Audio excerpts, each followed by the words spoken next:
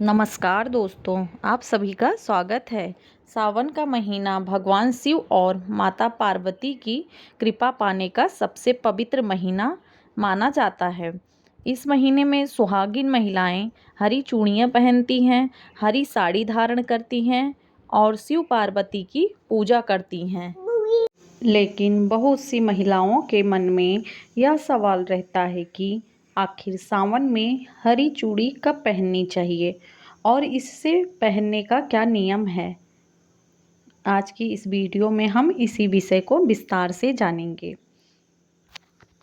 सबसे पहले यह जान लीजिए कि हरा रंग हरियाली, सुख, समृद्धि, नई शुरुआत और खुशहाली का प्रतीक माना जाता है।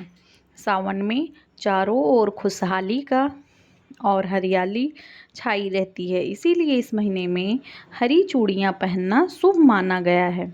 ऐसी मान्यता है कि माता पार्वती ने भगवान शिव को पति रूप में पाने के लिए कठोर तप किया था।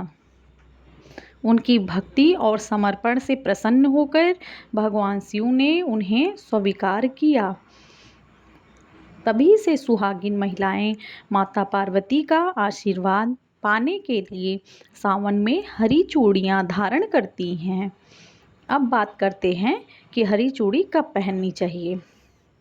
सबसे शुभ माना जाता है कि सावन के पहले सोमवार, पहले शुक्रवार या किसी भी शुभ दिन स्नान करके साफ वस्त्र पहनकर भगवान शिव और माता पार्वती की पूजा करें। पूजा के बाद हरी चूड़ियाँ भगवान के चरणों में अर्पित करें और उन्हें पहने। ऐसा करने से वैवाहिक जीवन में प्रेम, सम्मान और सुख बना रहता है, ऐसी धार्मिक मान्यता है। यदि पहले सोमवार को नहीं पहन पाए तो पूरे सावन में किसी भी सोमवार, शुक्रवार या हरियाली तीज के दिन भी हरी चूड़ियाँ पहन सकते हैं। सबसे ज़रूरी बात है कि उन्हें श्रद्धा और विश्वास के साथ धारण किया जाए। अब जानते हैं कुछ महत्वपूर्ण नियम। पहला नियम, हरी चूड़ियाँ पहनने से पहले भगवान शिव और माता पार्वती का स्मरण करें और अपने परिवार की सुख शांति की प्रार्थना करें। दूसरा नियम, यदि संभव हो तो टूटी हुई या खंडित हुई चूड़ियाँ न पहनें। नई और साफ चूड़ियाँ पहनना शुभ माना जाता है। तीसरा नियम, चूड़ियाँ पहनते समय मन में किसी के प्रति ईर्ष्या, क्रोध या बुरे विचार न रखें। पूजा का सबसे बड़ा आधार पवित्र मन है। चौथा नियम, सावन में यदि आप सोमवार का व्रत रखती हैं तो उस दिन शिवलिंग पर जल, बेलपत्र और दूध अर्पित करके हरी चूड़ियों के साथ माता पार्वती का भी पूजन करें।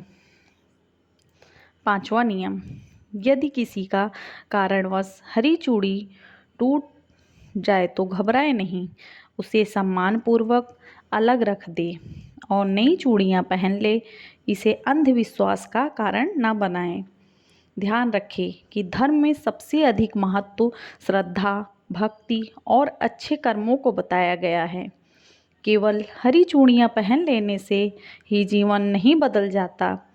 सच्चे मन से भगवान शिव और माता पार्वती की पूजा, परिवार के प्रति प्रेम और अच्छे आचरण का भी उतना ही महत्व है। ऐसी मान्यता है कि सावन में शिव पार्वती की आराधना करने वाली महिलाओं के दाम्पत्य जीवन में प्रेम बढ़ता है और परिवार में सुख शांति बनी रहती है। इसलिए इस पूरे महीने भगवान शिव का नाम जपें, ओम नमः शिवाय मंत्र का जाप करें और अपनी श्रद्धा के अनुसार पूजा पाठ करें। अगर आप भी सावन में भगवान शिव और माता पार्वती का आशीर्वाद पाना चाहते हैं तो श्रद्धा के साथ पूजा करें और सकारात्मक सोच बनाए रखें। दोस्तों, एक बात और जानना बहुत ज़रूरी है। कई महिलाएं पूछती हैं कि अगर सावन शुरू होने के बाद हरी चूड़ियाँ पहनें तो क्या उसका फल मिलता है। इसका उत्तर है हाँ, धार्मिक मान्यताओं के अनुसार पूरे सावन में किसी भी सोमवार, शुक्रवार या किसी भी दिन श्रद्धा के साथ हरी चूड़ियाँ धारण की जाती है। भगवान भाव के भूखे हैं, इसलिए सबसे बड़ा महत्व सच्ची भक्ति का है। इसके साथ ही सावन में यदि संभव हो तो रोज़ सुबह ओम नमः शिवाय मंत्र का 108 बार जाप करें, शिवलिंग पर जल अर्पित करें और माता पार्वती से अपने परिवार की सुख शांति और अखंड सौभाग्य की प्रार्थना करें।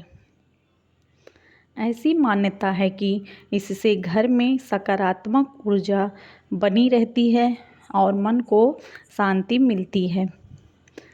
एक और बात का ध्यान रखें, यदि किसी महिला के पास हरी चूड़ियाँ उपलब्ध नहीं हैं तो केवल इसी कारण परेशान होने की आवश्यकता नहीं है। भगवान शिव और माता पार्वती सच्चे मन से की गई पूजा को स्वीकार करते हैं। श्रद्धा और विश्वास सबसे बड़ा आभूषण है। सावन का महीना हमें यह भी सिखाता है कि परिवार में प्रेम बनाए रखें, बड़ों का सम्मान करें, ज़रूरतमंदों की सहायता करें और किसी का दिल